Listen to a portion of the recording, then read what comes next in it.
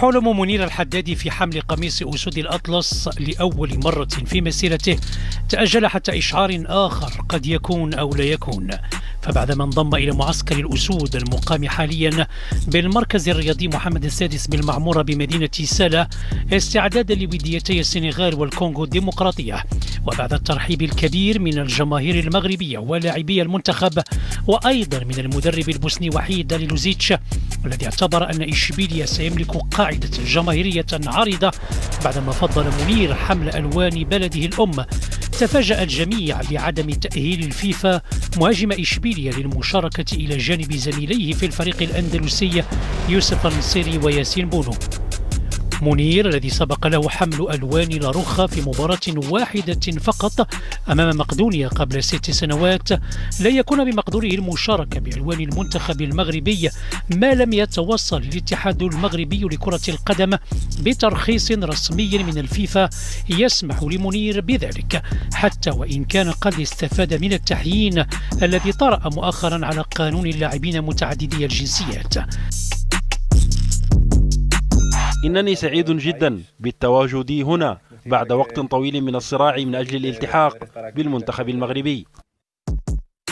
الفيفا أرجعت قرارها إلى تفسيرها لأحد بنود القانون الجديد والمتعلق بفئة أقل من 21 عاما بعدما استندت إلى مشاركة منير الحدادي رفقة المنتخب الأولمبي الإسباني، وهو يزيد عن ذلك بشهرين التي يسمح بها عادة في المشاركة بهذه الفئة.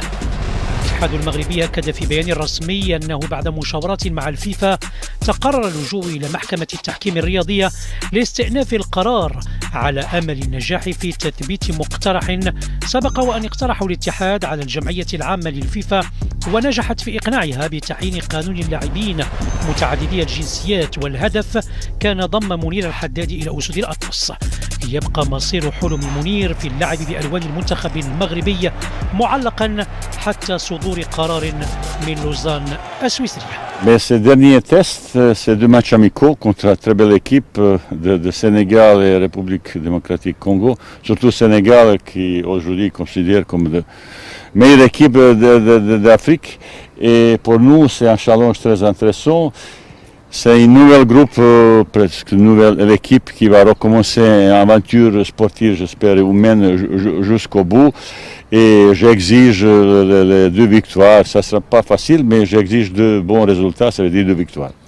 Ben, vous savez, ce n'est pas d'hier que j'ai suivi cette joueur. Depuis plusieurs mois, on a regardé, observé, estimé 2 joueurs. Après, il y avait discussion entre nous.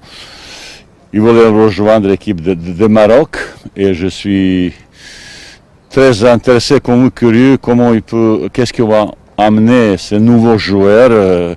Malheureusement, Mounir El Haddadi, il n'est pas encore qualifié, j'ai un petit peu, je suis pas content de ça, mais bon.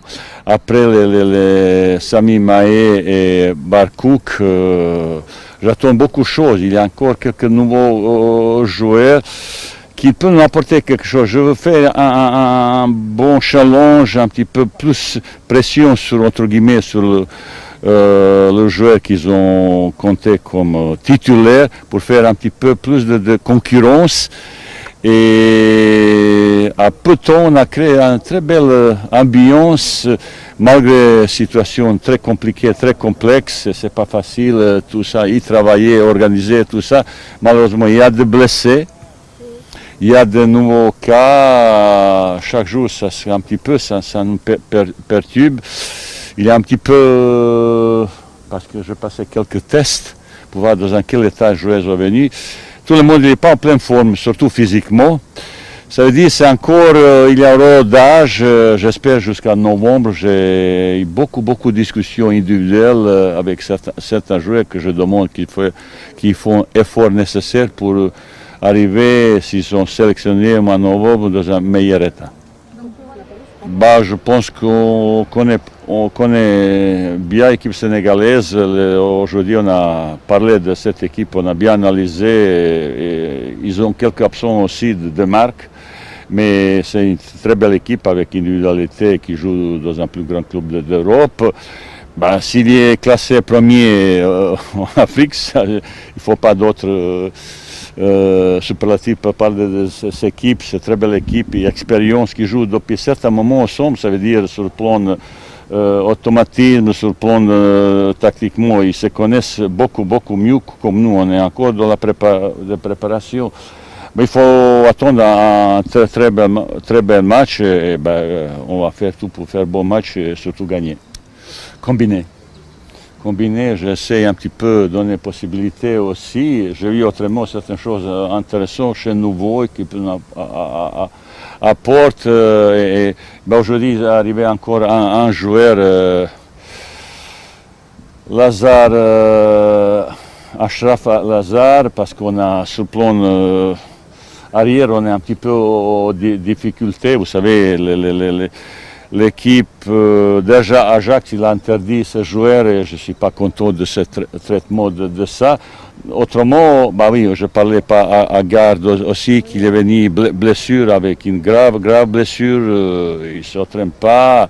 On a beaucoup de problèmes, mais c'est un petit peu triste de voir à quelle façon certains clubs, je sais, ça c'est leurs joueurs, ils payent comme ça, mais quand même il faut laisser un petit peu jouer un petit peu plus tranquille pour l'équipe nationale, ils mettent pression terrible sur le joueur, essayent de me contacter avec moi, mais je suis intransigeant, ma maison est Mamora, équipe de Maroc.